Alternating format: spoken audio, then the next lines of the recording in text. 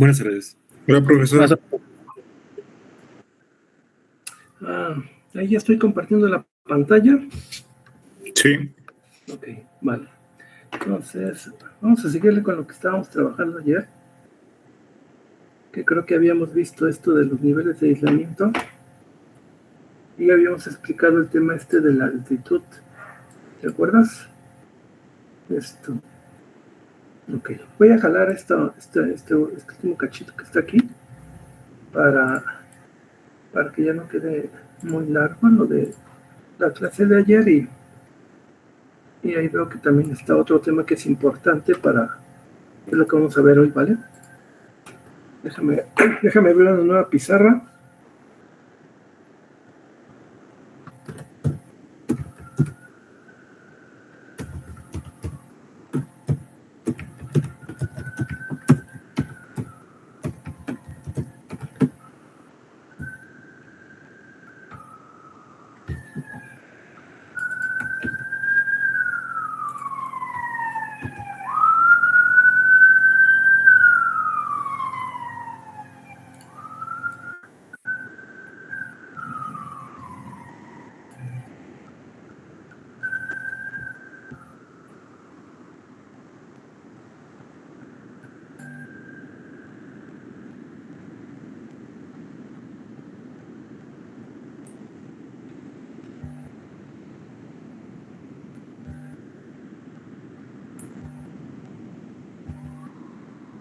Y quizá me jale el tramito de tabla que estaba por acá, donde están los niveles de aislamiento, para ponerlo ahí a un lado. No, aquí está abajo, a ver.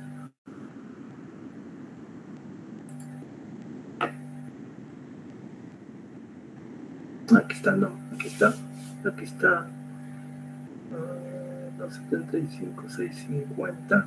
No, pero a lo mejor falta tomar el siguiente renglón para confirmar el tema este de que cuando estás a una altitud muy por encima de 0 metros sobre el nivel del mar, bueno, pues un criterio es que selecciones un nivel de aislamiento superior, ¿vale? Ese es uno de los criterios que se usan. Aquí está. Pero el tema es que no se ve la imagen.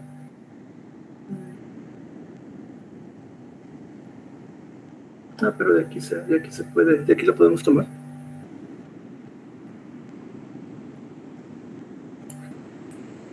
De aquí, copiar.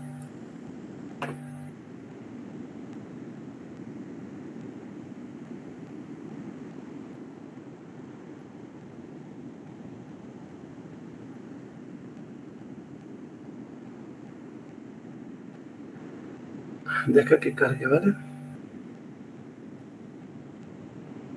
Que carga. Voy buscando una norma que vamos a usar.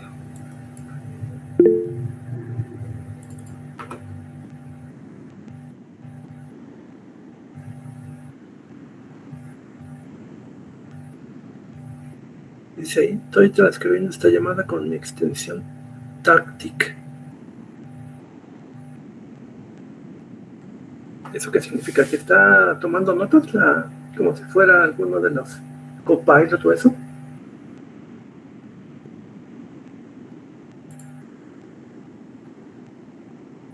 Tomador de notas con IA.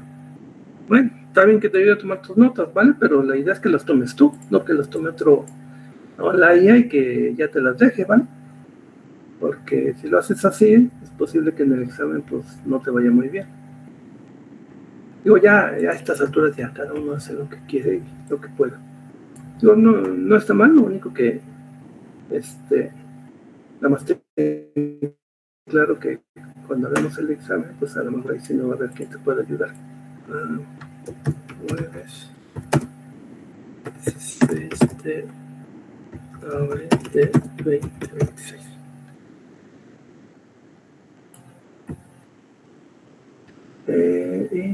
Y vamos a... Ay, no.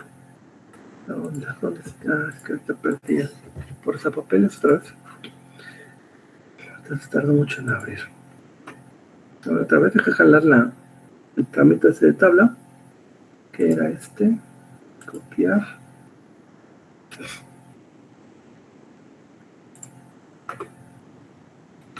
Y aquí pegar.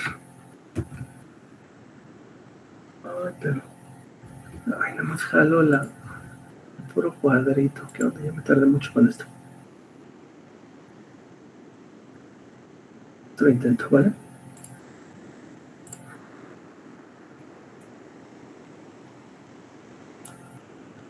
Bueno, sí.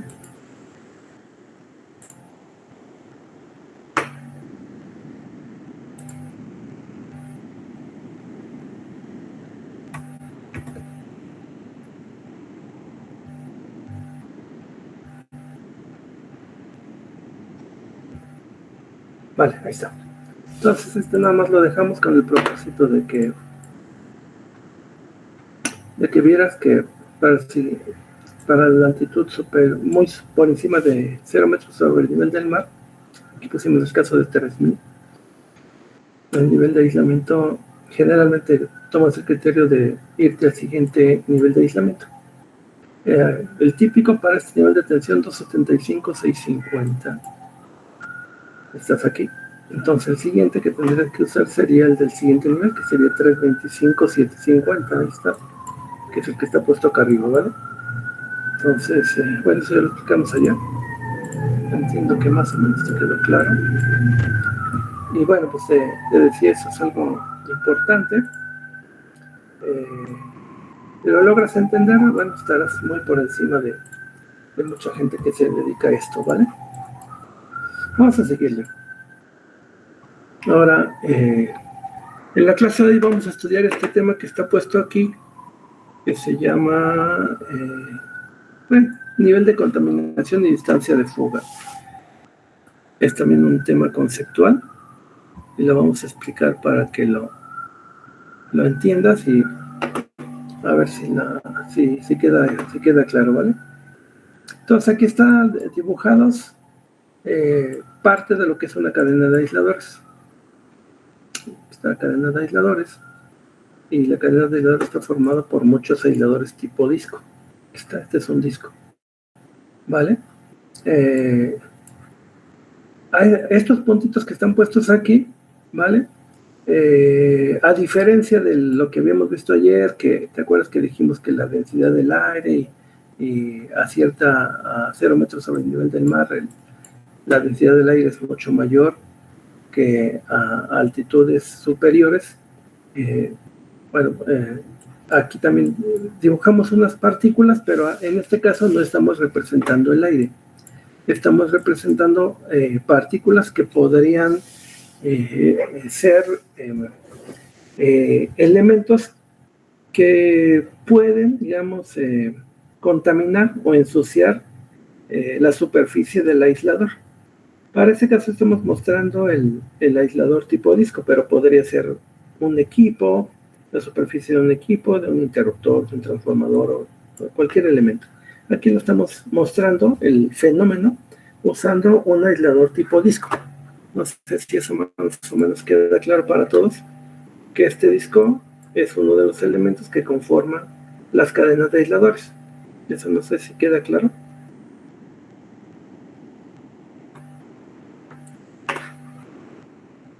Okay. ¿Sí? Bueno, ahora decíamos, cuando tienes una subestación, dependiendo del sitio donde esté la subestación, es posible que se presente un fenómeno que se llama contaminación o que haya elementos contaminantes en el aire, ¿vale? Y esos elementos o partículas contaminantes, el efecto es que dependiendo de las condiciones del sitio donde esté la subestación, esos polvos, partículas pueden irse depositando sobre la superficie del aislador, ¿vale? Decíamos, dependiendo de las condiciones del sitio donde esté la subestación, puede ser que esas partículas que se van depositando sobre el aislador puedan presentar un fenómeno, ¿vale? En el cual el aislador, con el tiempo, conforme se va ensuciando o conforme las partículas se van depositando cada vez más sobre los elementos aislantes, van cambiando el comportamiento eléctrico del elemento aislante, en este caso del aislador tipo disco. Al principio, cuando la cadena de aisladores y el aislador tipo disco están nuevos, están perfectamente limpios, ahorita estamos aquí mostrando un aislador tipo disco que se ve en color verde porque son de vidrio, pero pueden ser de porcelana. El vidrio y la porcelana son los dos elementos principales, o los dos materiales principales con los cuales se conforman los elementos aislantes en una subestación, sean cadenas de aisladores o sean la parte externa de los equipos principales, ¿vale? Entonces, ahorita lo estamos mostrando para un aislador tipo disco. Decíamos, cuando está en condiciones nuevas, está limpiecito, y tiene, como es un elemento aislante, su resistencia tiende a infinito. Esto es, normalmente, sobre la superficie aislante del vidrio, pues no circula corriente. Es un elemento aislante. Y por eso precisamente se usa, porque está conformando una cadena de aisladores, y lo que hace es aislar los conductores de otro elemento que está a diferencia potencial, que en este caso pues son las estructuras que ya hemos dicho varias veces que está potencial cero. Ahora, en ese entendido, al principio, cuando está nuevo y limpio el aislador, su resistencia tiende a infinito. Aquí le pusimos resistencia tiende a infinito. Si resulta que esta subestación está en un sitio donde hay el fenómeno de contaminación, y ahorita vamos a ver los tipos de contaminación que hay, si está en un sitio donde hay muchas partículas y esas partículas se van depositando sobre la superficie aislante, es posible que el comportamiento eléctrico del material aislante vaya cambiando desde el punto de vista eléctrico, ¿vale? Si esos polvos, ese material aislante que se va depositando sobre la superficie del aislador, se combina con la presencia de humedad, de agua, pero digamos no mucha agua, porque por ejemplo, si hay mucha agua, si llueve muy fuerte, por ejemplo, eso hace que el aislador se lave, o sea, limpia el aislador, sino más bien es en la presencia de poca agua, por ejemplo, de humedad, de brisa, entonces, de lluvias esporádicas. Entonces, ese material que está depositado, con la presencia de poca humedad, de algo de humedad o de pocas lluvias, va haciendo que se va haciendo como un tipo como lodo, se va haciendo como lodoso, y se va haciendo una capa encima del aislador. Y esa capa hace que el comportamiento eléctrico del elemento cambie y pasa de tener un valor de resistencia que tiene infinito a un valor de resistencia que ya tiene cierto valor, que ya no es muy, muy, muy, muy grande.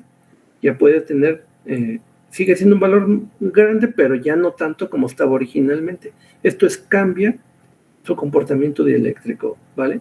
Entonces, en el caso extremo, cuando tú ya tienes muchísima contaminación, que se va formando ese tipo de lodo sobre la superficie, se puede empezar a presentar ciertas corrientes sobre la superficie del aislador. A veces a esa corriente se le llama la corriente de fuga, ¿vale? Y se puede medir, hay elementos que permiten medir la corriente de fuga sobre la superficie de un aislador, ¿vale? Son valores pequeños, pero a final de cuentas está circulando corriente sobre un elemento aislante por el cual en principio no debe de poder circular ningún tipo de corriente o lo que sea, ¿vale? Ese fenómeno, insisto, se da porque hay elementos partículas, se van depositando sobre la superficie de los aisladores, hay presencia de humedad o lluvias esporádicas, esas partículas se van pegando y se van haciendo como un sedimento, que te digo que es como un tipo lodo, y ya después con el tiempo eso va haciendo que cambie el comportamiento del elemento aislante. y pasa de tener un valor de resistencia extremadamente grande a tener un valor de resistencia que ya no es tan grande. Y empiezan a presentarse corrientes sobre la superficie del aislador que se pueden medir y que se llaman corrientes de fuga. Entonces, con este fenómeno que te acabo de comentar, no sé si más o menos te da la idea, y si has venido siguiendo las clases anteriores que hemos estado comentando, no sé si te da la idea que entonces la cadena de aisladores que primero que estaba diseñada para que tuviera cierto aguante, ¿vale? Porque aquí hay una diferencia de potencial en la cadena de aisladores entre un extremo de la cadena y el otro, que en este caso pues es donde se sujeta a la estructura. Aquí hay una diferencia de potencial y la cadena de aisladores está diseñada precisamente para tener ese aguante.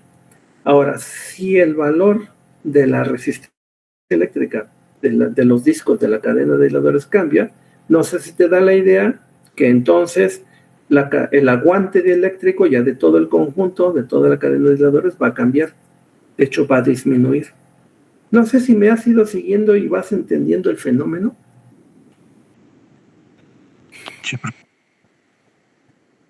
Sí, los demás más o menos lo han ido siguiendo. ¿Le vas entendiendo? Sí, profe. Sí, profe. Bueno, ok. Digo, este fenómeno que te estoy comentando es algo importante que se presenta en todos los sistemas eléctricos, sean subestaciones, líneas de transmisión, independientemente del nivel de tensión, es un fenómeno y es importante entenderlo. Y bueno, como te he comentado otras veces, ¿vale? El fenómeno que estamos explicando, muchas veces las personas que ya tienen también mucho tiempo diseñando sistemas, trabajando en la parte eléctrica, no lo tienen claro, o sea, no entienden el concepto y lo mezclan con otros fenómenos de contaminación, y como no lo tienen claro, bueno, pues luego cometen errores de interpretación, de diseño, en juzgar ciertos parámetros, comprar equipos. Es algo muy frecuente, ¿vale? Que se presente la situación de que la gente medio entiende el fenómeno, pero como no lo conoce completamente, como ahorita lo estamos explicando, así, entonces, bueno, comete luego errores en cuanto a desde cómo le llamas al fenómeno, cómo se mide, cómo se analiza, cómo se evalúa, ¿vale? Entonces, bueno, es importante que lo aprendas, porque, digamos, es de los conceptos básicos que hay que saber para temas de instalaciones eléctricas, ¿vale? Y te digo que es válido independientemente del nivel de tensión. Bueno, pues ahí está. Entonces, bueno, aquí está, se ve una vista en corte del disco. Ahí ya le pintamos la contaminación, y te digo, eventualmente por ahí puede haber algo que pueden ser así como corrientes, que le llamamos corrientes de fuga, y se pueden medir. Corrientes pequeñas, pero ya cambiaron el comportamiento dieléctrico del aislador. Vale, ahora, como ese fenómeno se presenta, entonces hay algunos criterios que se usan como para minimizar el fenómeno, ¿vale? Hay algunas cosas que tú puedes hacer para minimizar este fenómeno, el fenómeno de que tengas los aisladores contaminados y que eso haga que pierdas aguante dieléctrico, en este caso en la cadena de aisladores, que es la que estamos explicando. Una medida que se puede hacer es que, por ejemplo, para ciertas zonas donde hay niveles de contaminación fuertes, muy fuertes, ¿vale? Donde se presenta el fenómeno, y cuando ves el equipo, un disco, te acercas al equipo, o tienes ahí un parte de una cadena de aisladores, pues hasta que no lo ves y no lo ves, no lo tienes así en vivo y a todo color, es como dices, bueno, esto como se formó, porque realmente lo agarras y le pasas el dedo así y dices, pues ¿quién pintó esto, no? ¿Quién le untó todo este lodo? Porque al final de cuentas eso es como si alguien se hubiera puesto con una brocha a pintar, a impregnarle ahí una capa de lodo, no muy gruesa, pero dice, bueno, esto está muy cañón, ¿vale? Apenas está viéndolo así en vivo de todo color, es como te das una idea del fenómeno, cuando lo logras entender un poquito. Bueno, una de las medidas que se toman para corregir este fenómeno es que, por ejemplo, se lavan las cadenas de aisladores, se lavan los equipos, se hace el lavado, así se llama, lavado. A veces, muchas veces es que le llaman lavado en vivo, o sea, en vivo es que está todo energizado, ¿vale?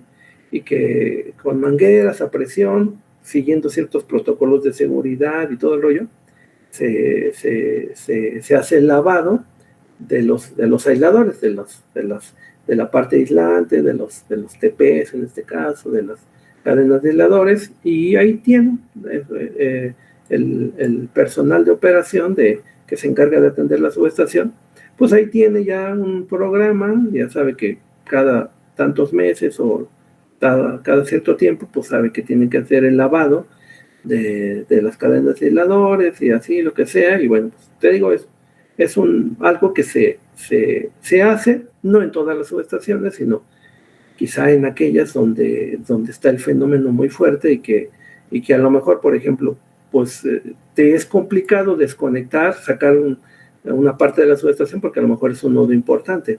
Entonces, una manera es hacer eso, hacer el que llaman el lavado de los aisladores, lavado de aisladores, pero no solamente se lavan las cadenas de aisladores, sino en general pues se lavan los equipos, ¿vale? Esa es una medida. Por ejemplo, otra medida que se usa para minimizar este efecto, por ejemplo, es que a veces se le aplica a la superficie de las cadenas de aisladores, a la superficie de los aisladores de los equipos, un material, ¿vale? Que eso hace que como que el polvo tarde más tiempo en adherirse a la superficie, ¿vale? Como que resbale el polvo y no es que no se vaya pegando, sí se va a ir pegando, pero va a tomar más tiempo. Entonces, bueno, pues eso también es una medida que se hace para prolongar o hacer que el fenómeno tarde más tiempo en que te afecte, ¿vale? O sea, simplemente estás prolongando el tiempo en el cual el aislador ya o la cadena va a quedar en condiciones donde a lo mejor tienes que hacer tomar otra acción, ¿vale? Bueno, hasta ahí. Ahora, no sé si te da la idea en este orden de lo que hemos venido comentando, que otra medida que a veces se puede hacer es que dices, bueno, pues si aquí se va depositando el material aislante y eso me afecta el comportamiento dieléctrico, pues pongo más aisladores, en este caso pongo más discos. No sé si te dé como la idea también eso de que pues si pones más discos, pues a lo mejor la cadena estaba diseñada porque tuviera, no sé, 30 discos. Con 30 a lo mejor se tarda en ensuciar, no sé, en una zona de muy alta contaminación, a lo mejor se tarda, no sé, medio año. Pero si le pongo otros 3 o 4 discos, a lo mejor se tarda 2 o 3 meses más. No sé si te da esa idea, ¿no? De que poniendo, obviamente, más la cadena de aisladores más larga con más discos, pues eso estás aumentando el aguante dieléctrico mucho más de lo que necesita, y como se va a seguir ensuciando, pues eso va a hacer que llegue a sea mayor el tiempo en el cual tú necesitas hacer algo, porque lo sobredimensionaste. No sé si eso más o menos le vas agarrando a la onda lo que estamos explicando.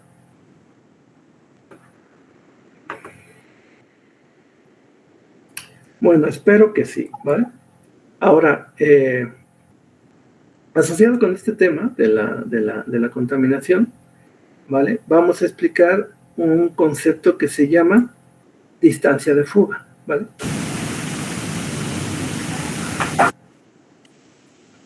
Ahora, ¿qué es esto de la distancia de fuga? Aquí, a ver, vamos a poner aquí.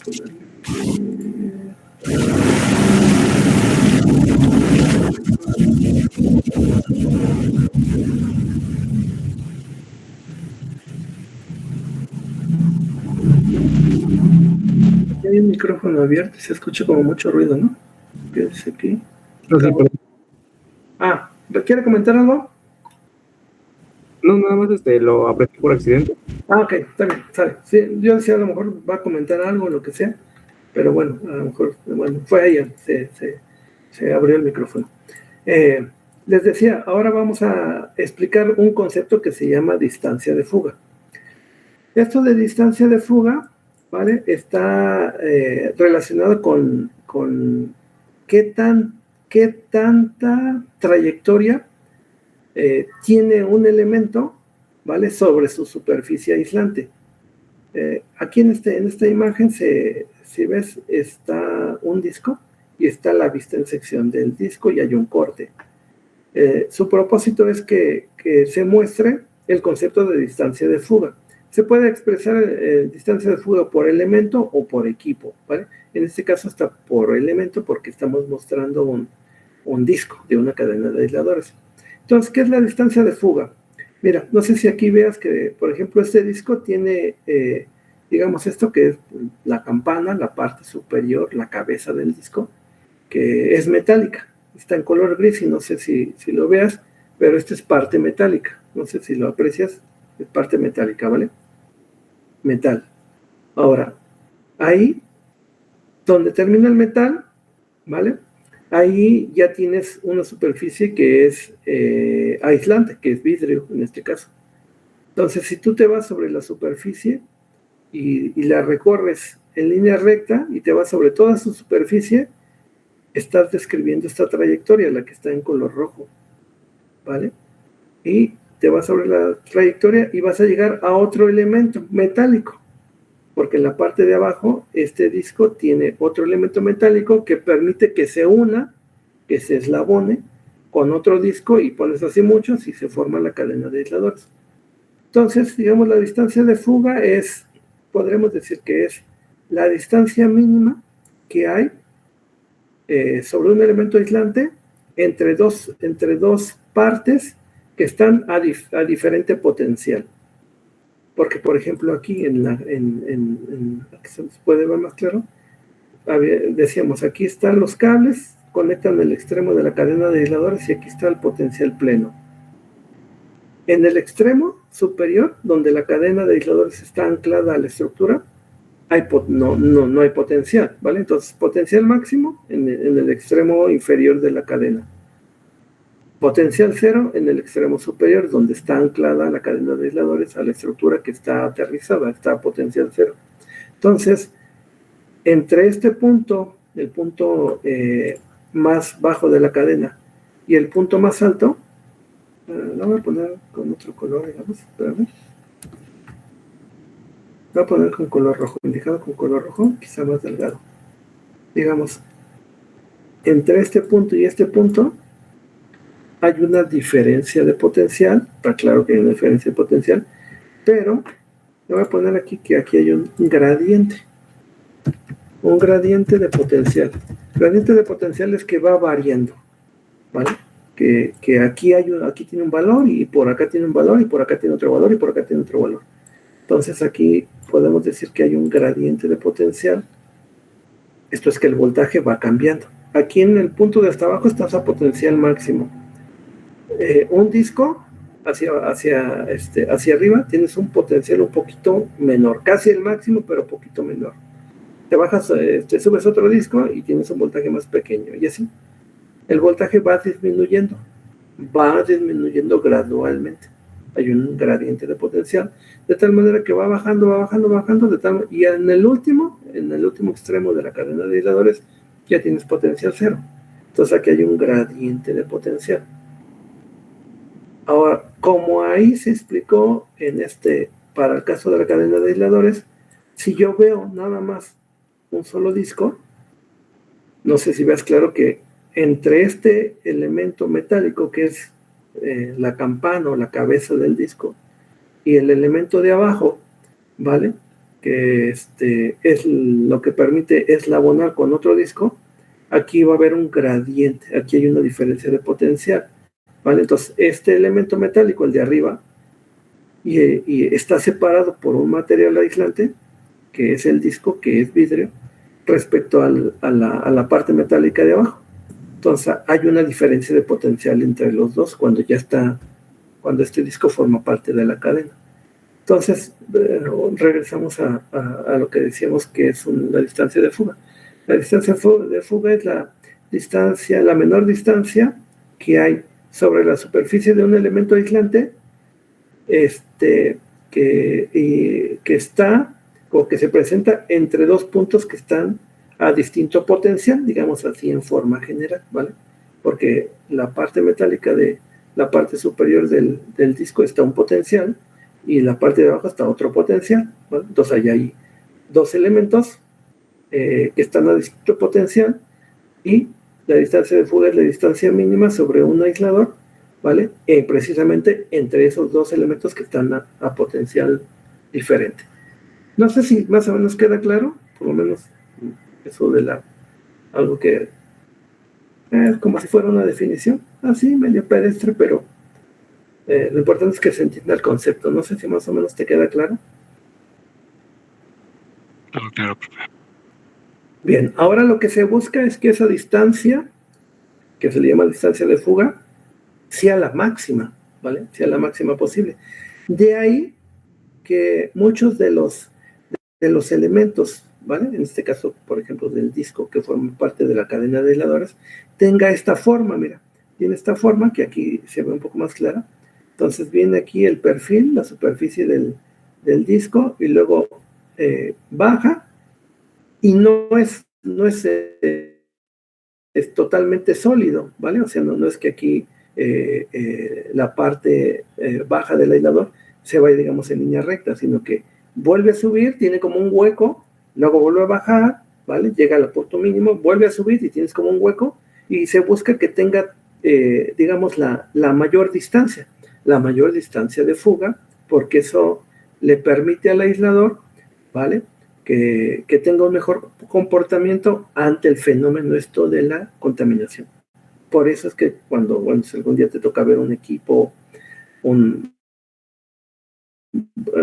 eso mismo es válido, por ejemplo, para la parte externa, la parte aislante de un equipo, por ejemplo, de un TP. No, aquí no se alcanza a ver muy bien porque está medio lejos. Este es un aislador soporte, pero es lo mismo. Tiene la parte aislante, la parte externa, tiene un diseño parecido a esto, ¿vale? Que lo que busca es que tenga la mayor distancia de fuga entre dos elementos que están a distinto potencial, ¿vale? Ese es parte del diseño, parte de los diseños que tú vas a ver en equipos eléctricos o en materiales aislantes en sistemas eléctricos en general. Bueno, hasta ahí no sé si más o menos eso va claro. ¿Qué es esto de distancia de fuga? Sí, profe. Vale. Sí, profe. Ahora, aquí vamos a aprovechar de una vez para explicarte otro concepto que muchas veces te puedes confundir, sobre todo cuando estás, digamos, empezando, ¿vale? Cuando a lo mejor pues, tú has tenido mucho contacto con los temas y todo, y es posible, bueno, que a lo mejor que te puedas confundir con los conceptos. Estamos viendo ahorita de cómo lo puedo mostrar. Por ejemplo, lo voy a pintar acá, ¿no? Para ver si se aprecia de forma general. Por ejemplo, ahora hay que tener en cuenta también que tú tienes aquí otra distancia. Aquí a lo mejor lo ideal sería cuando embona el otro disco para tomar el valor exacto. Pero no sé si te fijes que este contorno que está aquí es el mismo contorno que está acá, ¿vale? Entonces, en estricto sentido sería por aquí más o menos.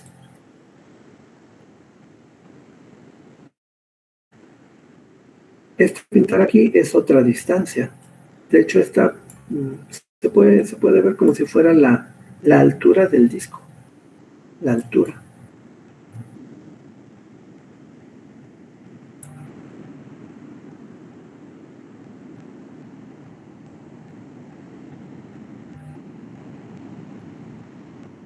está. No sé si ves claro que ahora lo que estoy acotando es la altura vertical que tiene el disco. No sé si ves que esta es otra distancia.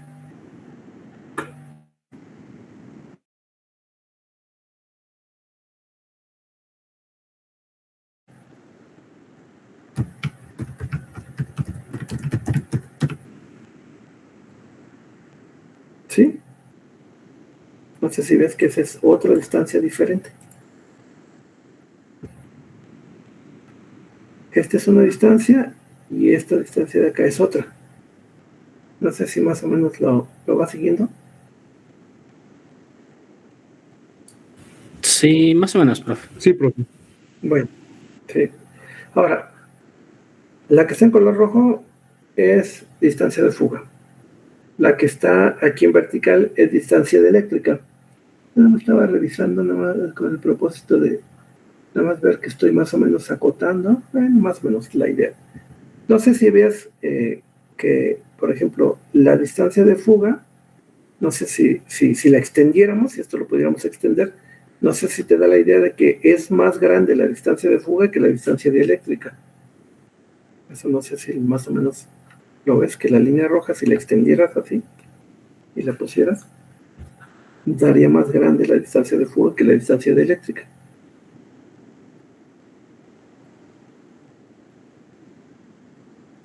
Sí. Bueno, eso es importante también que lo entiendas, ¿vale?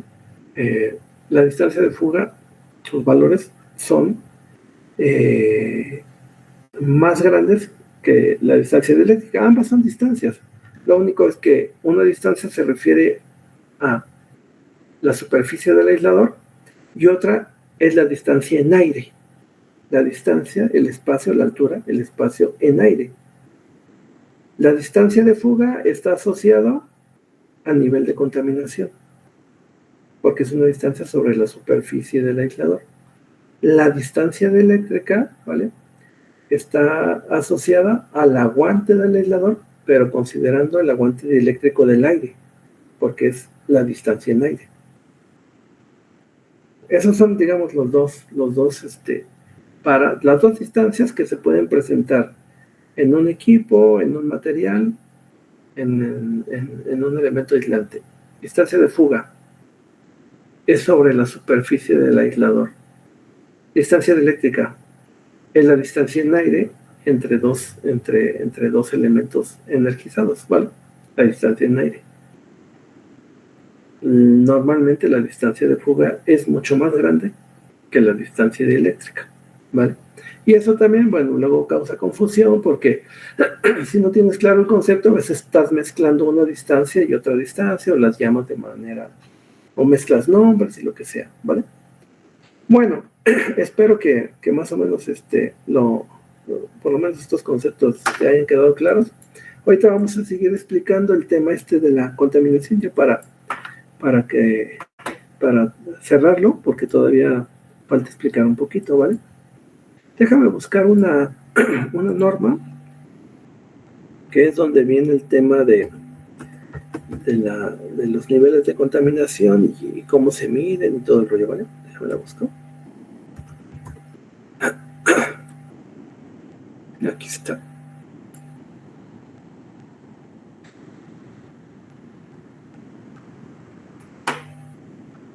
Aquí voy a poner esta norma, ¿vale? Esta norma es dice publicación 815, es de las normas IS 815. Aunque también se le puede llamar la IS 60815, ¿vale? Es la primera versión de esta norma.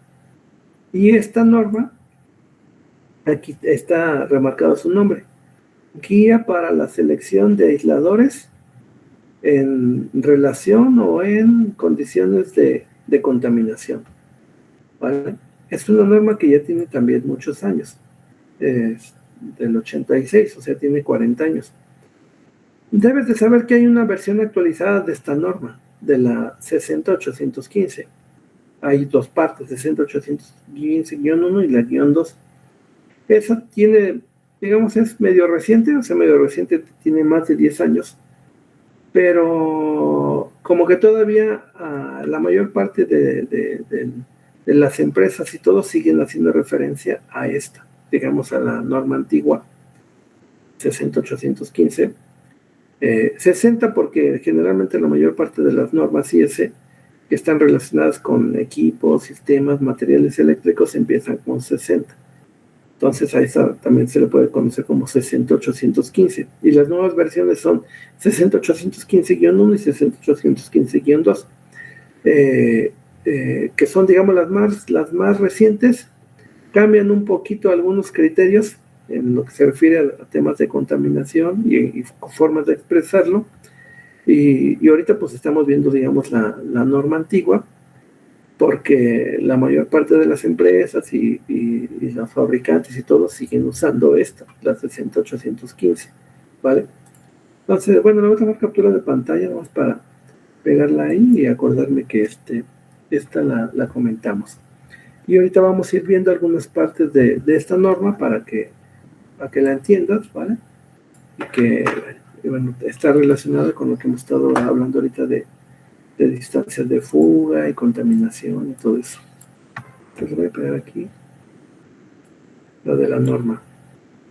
Me voy a pasar a la norma y me voy a parar en esta tabla, en dos tablas. Son las dos tablas, digamos, las más importantes de la norma. En esta tabla es la tabla 1. El propósito de esta norma es que está, digamos, caracterizando el tipo de contaminación que puede haber en algún sitio, ¿vale? Hace una clasificación de los niveles, por eso dice pollution level, de los niveles de contaminación que puede haber en un sitio.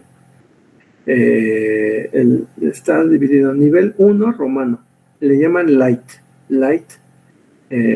Aquí en México, en cada país le llaman de forma diferente. Por ejemplo, en algunos países le llaman nivel de contaminación bajo, en México le llamamos bajo. En algunos países le pueden decir ligero. En México le llamamos nivel de contaminación bajo o light, que es la fuente, ¿vale? El nivel de contaminación 2, medio, ahí sí, pues todo, decimos nivel de contaminación medio 2. El siguiente, nivel de contaminación 3, heavy. En México incluso a veces le llamamos de dos formas, ¿no? Le llamamos alto, en el ámbito de subestación le llamamos nivel de contaminación alto, en algunos le llaman pesado, o en otras partes, en otros igual de habla hispana, le pueden decir fuerte. Entonces, le llaman de distinta forma, como cada uno puede.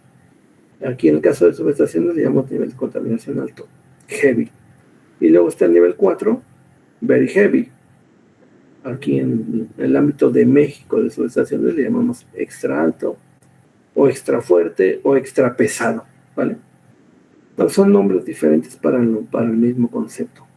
Y acá del lado derecho, en la columna, en la segunda columna, ahí te indica las características que debe de tener la zona para que se considere el nivel de contaminación light, medium, heavy o extra heavy, bajo, medio, alto o extra alto, ¿vale?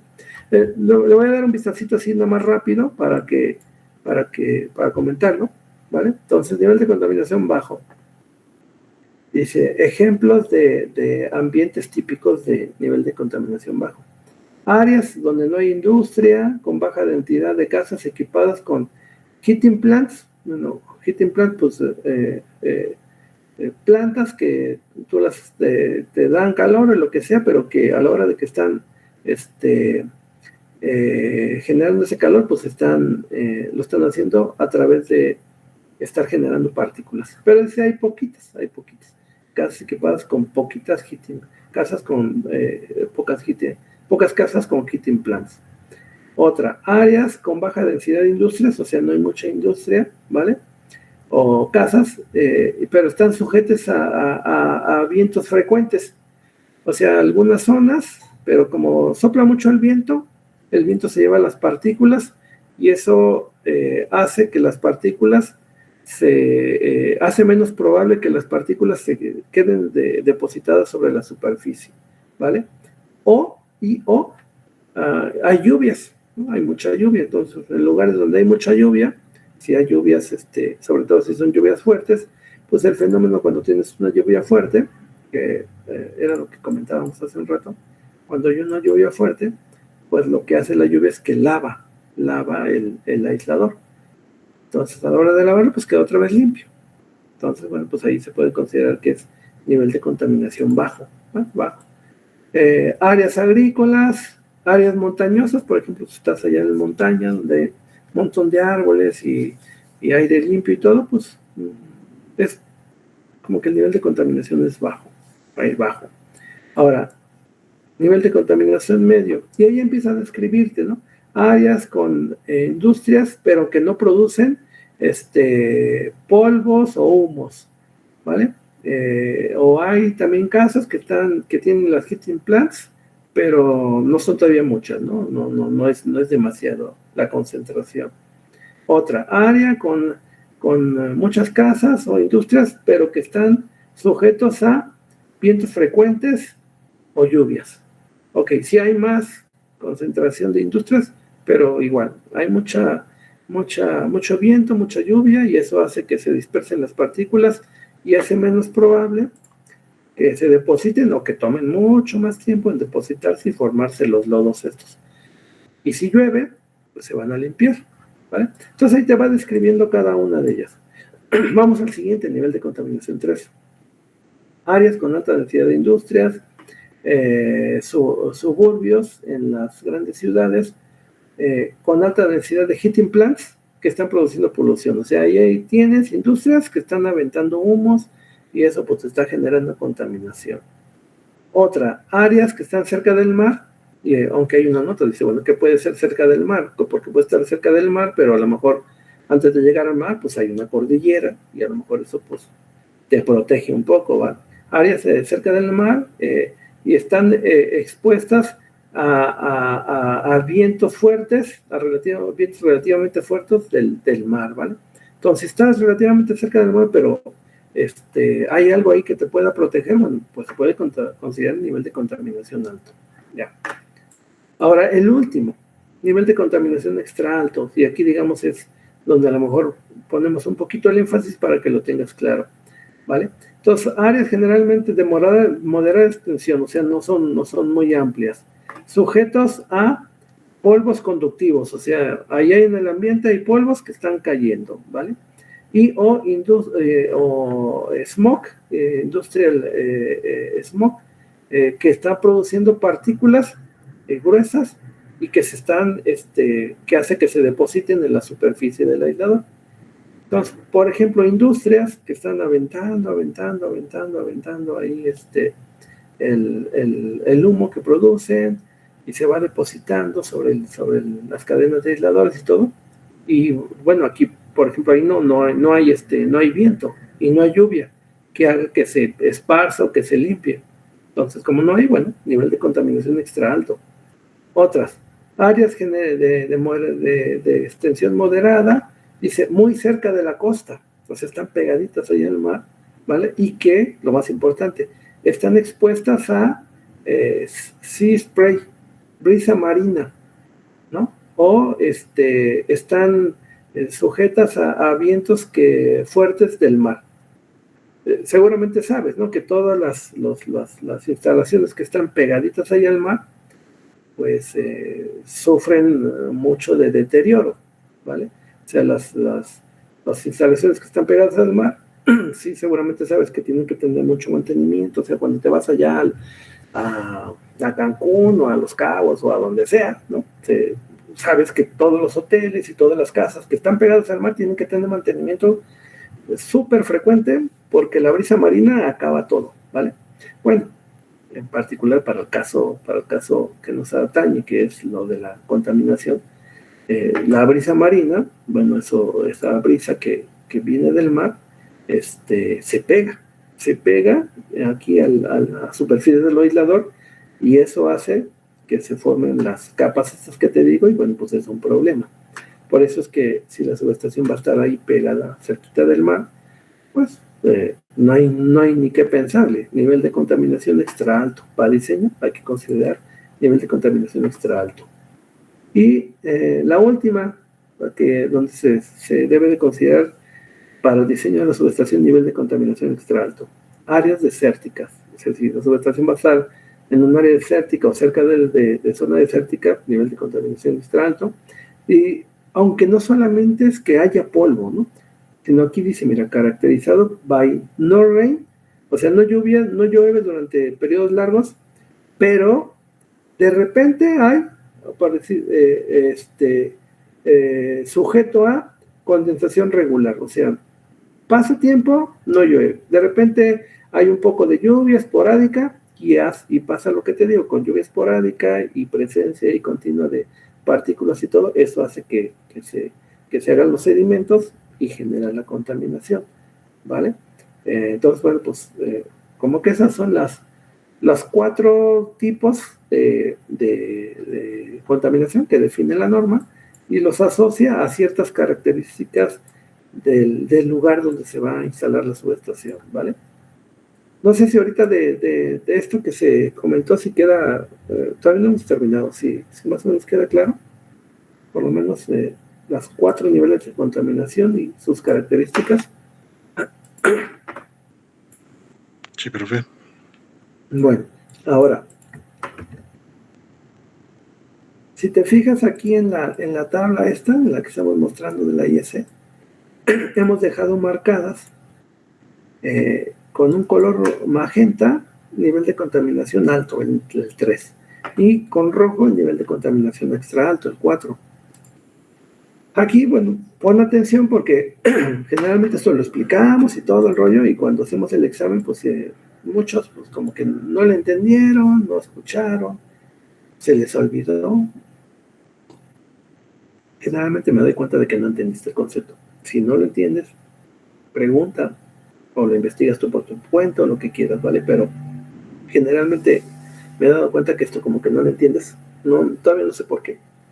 Pero bueno, espero que este semestre sea diferente. Te decía, está marcado en 2 colores. En color magenta, el nivel de contaminación alto. En color rojo, nivel de contaminación extra alto. Que sepas que en general, por lo menos en las distintas zonas o países donde me ha tocado trabajar, todas las instalaciones, el criterio es el mismo. Todas las instalaciones se diseñan con nivel de contaminación alto. Todas, ¿vale? No me ha tocado un solo caso donde haya una subestación que se diseñe con nivel de contaminación medio y mucho menos con nivel de contaminación light. A pesar de que, digamos, la subestación pueda caer en nivel de contaminación 1 o 2. De entrada, que digamos es una regla no escrita, si así lo quieres ver, todas las subestaciones se diseñan de entrada con nivel de contaminación alto, ¿vale? Ahora, si la subestación que se va a diseñar va a estar en alguno de los sitios que ahorita describimos, es una donde hay industrias, ¿vale? Y que esas industrias están aventando humos y partículas y todo, nivel de contaminación extra alto. Va a estar la subestación pegada ahí al mar, cerquita de la costa, nivel de contaminación extra alto. Va a estar en una zona desértica y que eventualmente hay alguna que otra lluvia, va a hacer que el polvo se solidifique y se va a presentar el fenómeno que ya te expliqué, nivel de contaminación extra alto. Otros que no están puestos aquí, por ejemplo, si la subestación va a estar cerca de donde hay un banco de material, una cementera, que están echando polvos, nivel de contaminación extra alto. Si la subestación va a estar en un lugar cerca de un basurero, la basura la queman y como la queman, pues hay partículas y van a viajar y se van a depositar, nivel de contaminación extra alto. Y así, no sé si más o menos va siguiendo el hilo de las cosas. Si la subestación va a estar en un lugar donde en ese lugar hay una fuente que va a estar aventando ahí partículas y que eventualmente le van a llegar a la subestación, ni lo pienses, nivel de contaminación extra alto. No sé si eso queda claro para todos. Sí, profe. Sí, profe. Espero que sí. Espero que la historia sea diferente en este semestre. Bueno, ya. Vamos a lo que sigue. Ahora, en la siguiente página de esta norma de la IS 60815 están indicadas igual los niveles de contaminación 1, 2, 3, 4, light, medium, heavy, very heavy, ¿vale? Pero digamos aquí la parte importante es que ya está dándole un número, está cuantificando, está midiendo. Ok, nivel de contaminación light le está dando un valor, ¿vale? Esto lo traduzco ya en algo que puedo medir, que puedo contabilizar, que puedo considerar en el diseño. 16, dice 16 milímetros por kb. Y aquí está marcado en amarillo el nombre del parámetro. El nombre del parámetro, aquí en inglés, minimum, nominal, specific, repair distance. Está larguísimo el pinche nombre, ¿vale? En español le llamamos la distancia, distancia de fuga, distancia específica de fuga, nominal, distancia mínima de fuga nominal. Le voy a poner por aquí, voy a tomarle captura de pantalla y le voy a pegar. Digamos, el nombre corto sería distancia específica de fuga. Digamos, aquí en México como que sería el término, distancia específica de fuga. Digamos, ya no le ponemos el de nominal, porque bueno, pues a lo mejor se hace más largo el nombre y a lo mejor nos confundimos. A mí me pasaba cuando estaba chavo y que apenas iba aprendiendo esto, puta, yo decía, no manches, pinches nombres, no se les ocurrieron otros nombres más largos, pero bueno, ya es como todo, los vas identificando, conociendo y ya después pues ya, como todo, ¿no? Entre más expuesto estás a algo, pues más te vas familiarizando. Entonces, esta es distancia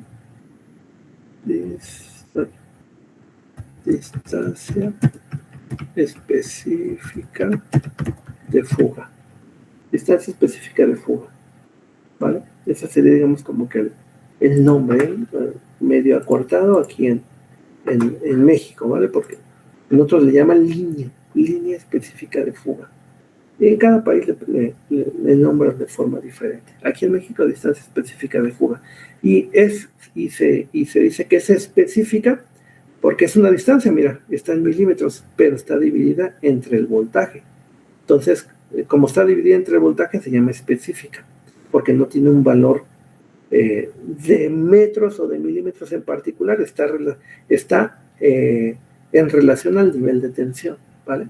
Está dividido entre el voltaje. Ahorita lo vamos a seguir explicando. Y aquí a cada nivel de contaminación le asignan. Para nivel de contaminación light 16 y va subiendo. Medio 20, heavy 25 y extra alto 31. No sé si ves, pues obviamente, como es una distancia de fuga, pues conforme va aumentando el nivel de contaminación, pues va aumentando más la distancia de fuga. Y recuerda, esta es la distancia de fuga específica, pero recuerda la distancia de fuga normal, vamos a llamarle la que no es específica, si te acuerdas es una medición de longitud, si lo ves es una trayectoria, es una longitud, ¿sí? Es una distancia, se llama de fuga, está sobre la superficie del aislador, pero es una distancia, ¿sí? Una longitud, se mide, se puede medir con el flexómetro o con una cinta, ¿sí? ¿Va siguiendo? Bueno, espero que sí. Ahora, en ese orden de ideas, quiere decir que si ya dijimos que todas las subestaciones se diseñan al menos con nivel de contaminación alto, en consecuencia, todas las subestaciones se diseñan al menos con una distancia de fuga específica de 25 milímetros por kb. Y las subestaciones que estén en los sitios que ya explicamos, donde hay industrias, donde hay cementeras, cerca del mar, zona desértica, se van a diseñar con 31 milímetros por kb. ¿Sí queda claro para todos eso?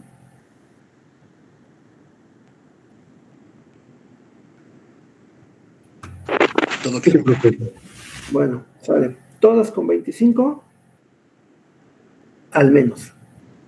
Y las que estén en los casos que ya dijimos, con 31. De hecho, en algunos proyectos que hemos trabajado, hay países donde de repente no tienen 31, tienen 30, 37, 38, o sea, cosas que están por encima todavía de eso, ¿vale? Entonces, bueno, que sepas que te digo, es un tema de concepto, mucha gente no lo entiende, incluso, ¿qué hora son? Una patoaventura, ¿no? De las patoaventuras que luego te digo, cosas así chuscas, cosas que dices, ¿a poco sí pasó eso? En realidad, y sí, ¿no? Por ejemplo, en algún momento, cuando estábamos viendo el tema de distancias de fuga y que habían llegado unos interruptores para no sé qué subestación, no me acuerdo si eran interruptores, no sé qué, y que estaban viendo si cumplían o no con la distancia de fuga, cosas así, de las que estamos ahorita hablando, ¿vale? Y que los encargados ahí de las áreas,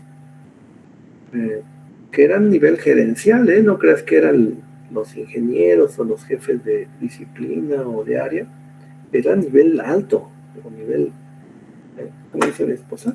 Eran pesados, ¿no?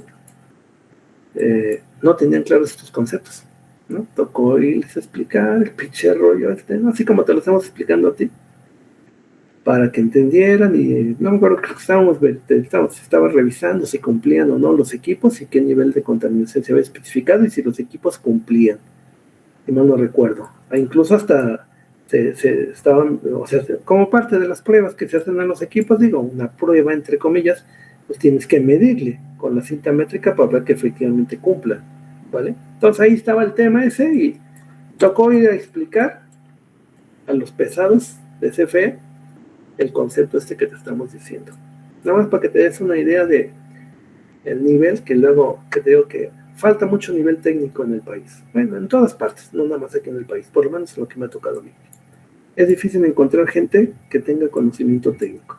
Súper difícil. El mensaje es, si tú tienes ese conocimiento técnico, puta, te va a ir súper bien.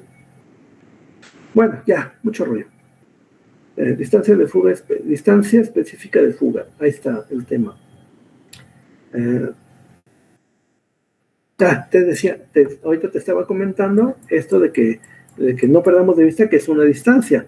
Lo único es que se llama específica porque está dividida entre la tensión del sistema, ¿vale? Entonces tú dices, bueno, yo voy a diseñar una subestación con una distancia de fuga específica de 25 milímetros por kb. Ok, es lo mínimo. Esta subestación está en un lugar donde hay mucha contaminación, los sitios que ya dijimos, 31 milímetros por kb. Vale, ahí está. Ahora, ahorita, antes de que se acabe la clase, vamos a ver cómo conviertes la distancia de fuga específica ya en una distancia de fuga que le llamamos total, distancia de fuga total.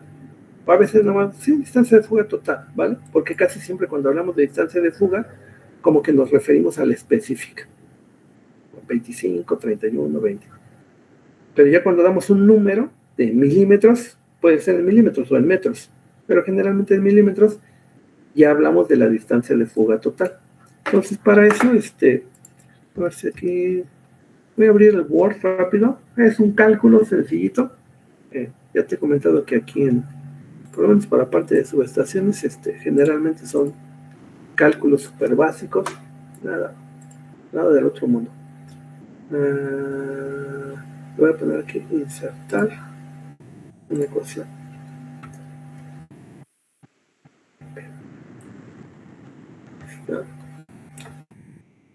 Entonces aquí le vamos a poner que una chance. Estoy haciendo mal. Insertar ecuación. Que la distancia de fuga total, la que te va a dar en milímetros, se obtiene, no sé si más o menos te da la idea, ahorita que estamos viendo las unidades, la distancia de fuga específica está en milímetros por kb. Entonces no sé si te da la idea de que para que te quede solamente en milímetros, como los KB están en el denominador, no sé si te da la idea de que tendrás que multiplicar por algo en KB para que se cancele. ¿Eso sí lo ves claro? Sí, profe. Bueno, espero que sí, ¿vale? Entonces, para obtener la distancia de fuga total en milímetros, tendremos que multiplicar por un voltaje. Entonces, la distancia de fuga total en milímetros se va a obtener multiplicando la distancia específica de fuga, los 25 o los 31, multiplicada por una tensión. Ahora, ¿qué tensión es la que se suele usar? Normalmente la tensión máxima de operación continua, porque digamos, si has venido siguiendo las clases, si te acuerdas, dijimos que la tensión máxima de operación continua, pues es la tensión que eventualmente puede estar presente en la subestación de forma permanente. Y si recuerdas, también dijimos, es la tensión para la cual se diseña la subestación, no para la tensión nominal. Entonces, es multiplicar la distancia específica de fuga por la tensión máxima de operación continua. Hablando de los términos que hemos venido comentando, ¿vale? Tensión máxima de operación continua. Entonces, por ejemplo, vamos a ponerle determine la distancia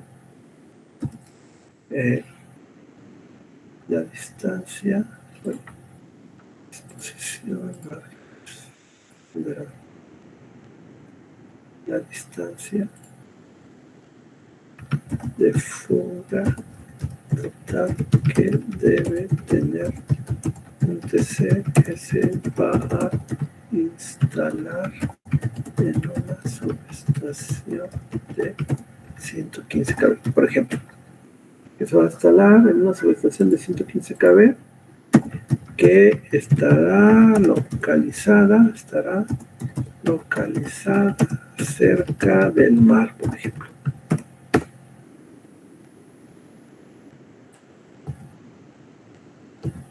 ¿Vale? Determina la distancia de fuga total que debe tener un TC que se va a instalar en una subestación de 115 kV que estará localizada cerca del mar.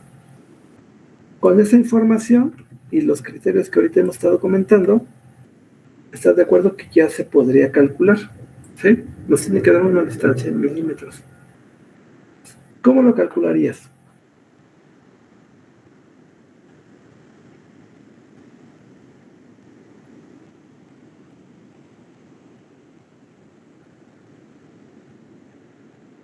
¿Sí me vas siguiendo? Sí. Profe, Ajá, ¿cómo lo calcularías? Podría ser 31 por lo que diga la tabla de la potencia máxima que soporta la tensión a 115. Bueno, No la potencia, ¿no? La tensión máxima. Ajá. La tensión, porque estamos en ingeniería eléctrica, entonces no es lo mismo potencia que tensión, ¿vale? Cosas Sí, pero ¿está bien? Sí, por ahí anda. Entonces, ¿cómo va a estar cerca del mar? Ya dijimos, cerca del mar, ¿qué nivel de contaminación le toca? 31. Muy alto, 31. Entonces sería poner 31 milímetros por kV aquí, distancia específica de fuga. 31 milímetros por kV multiplicado por la tensión máxima de operación continua. ¿Cuál es la tensión máxima de operación continua para una subestación de 115?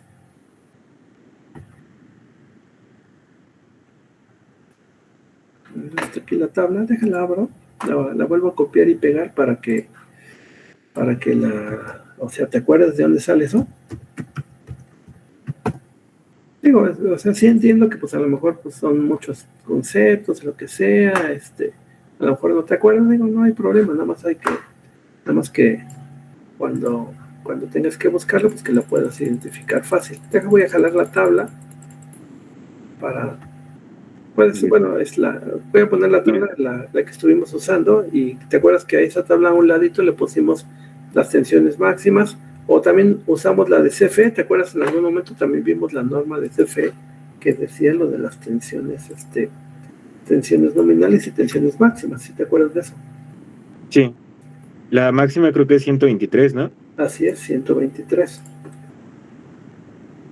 Ya cuando empiezas a más o menos entenderlo, dices, bueno, pues es que realmente no son tantas cifras las que tienes que aprender, ¿vale? Realmente son unas cuantas, y sobre todo si las vas razonando, o si has venido siguiendo las clases y las vas razonando, las puedes hasta cierto punto inferir.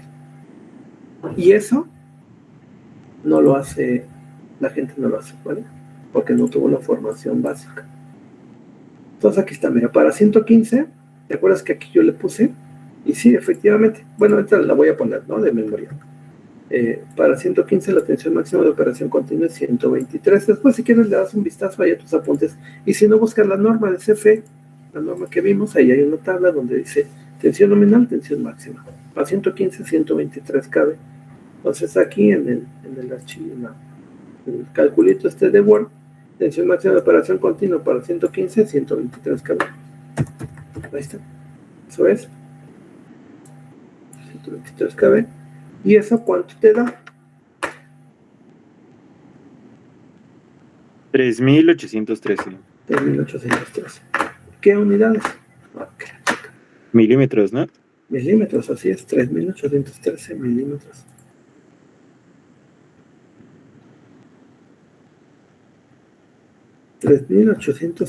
milímetros.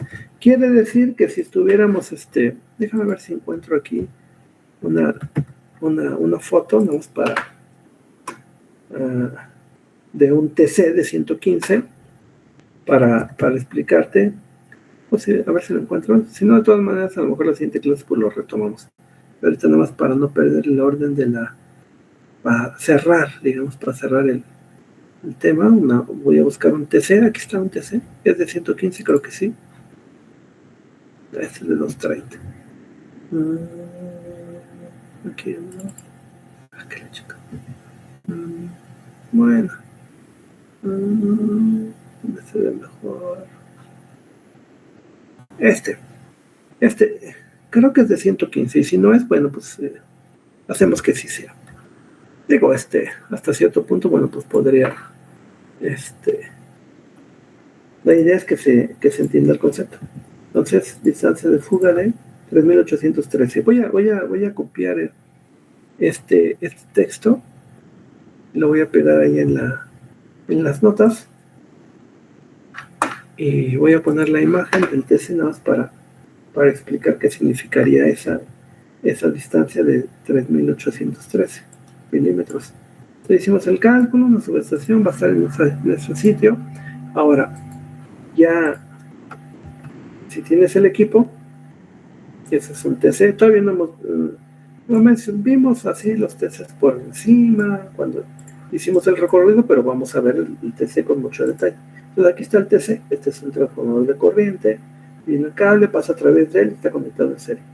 Entonces, ¿qué significaría que este TC, si este TC fuera el de esta subestación, significaría que su distancia de fuga sea de 3.813? Quiere decir que si le ponemos una cinta, ¿vale? Una cinta métrica, y nos vamos por toda la periferia, por toda la orilla del TC, o sea, por toda esta periferia,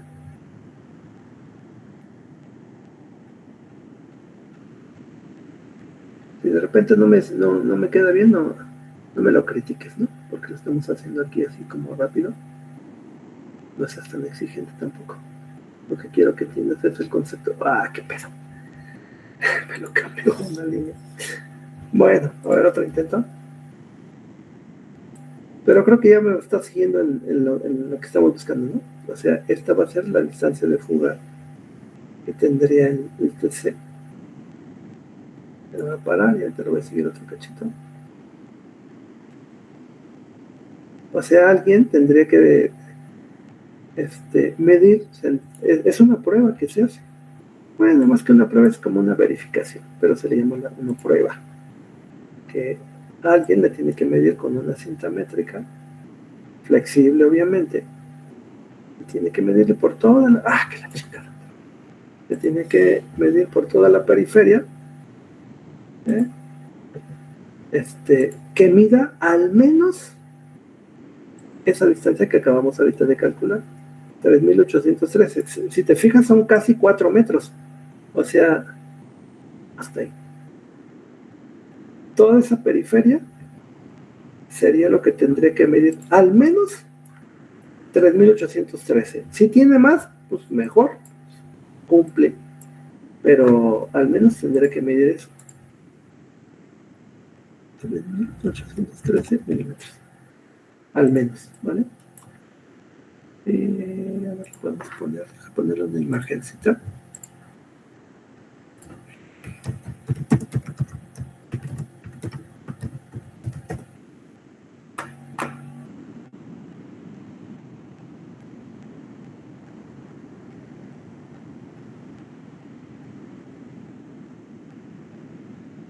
Bueno, voy a poner esta imagen.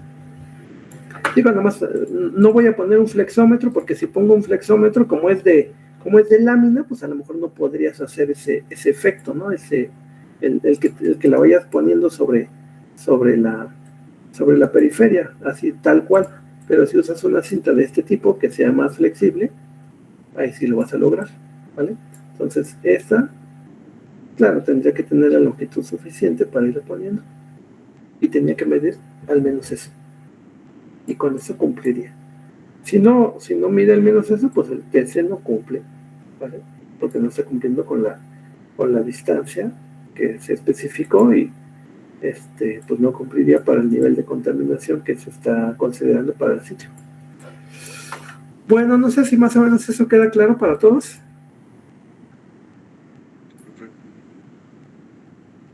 Sí, profe. Sí, profe. Sale. Te digo, perdona que te lo repita.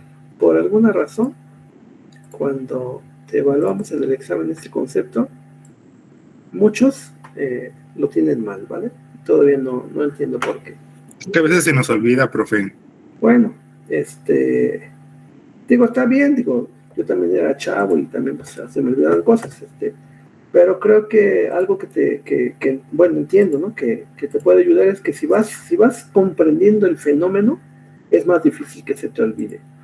Y bueno, ya dijimos que tienes que hacer tu apunte, repasarlo, afinarlo, y entiendo que eso pues te debe de ayudar a comprenderlo, ¿vale? Digo, también que se te olvide, nada más que sepas que lo vamos a evaluar en el examen, y esperamos que en el examen no se te olvide, o sea, o que tengas que sea un conocimiento que se te quede como más pegado, ¿vale? O sea, no nada más es que ya lo vimos y ya mañana ya se me olvidó. Si lo repasas y entiendes el fenómeno, es más difícil que se te olvide, ¿vale? Bueno, ya mucho rollo. Hoy estuvimos echando mucho rollo. Gracias. Voy a pasarte la lista ya para liberarte. Si estás por ahí me contestas, ¿vale? Alarcón.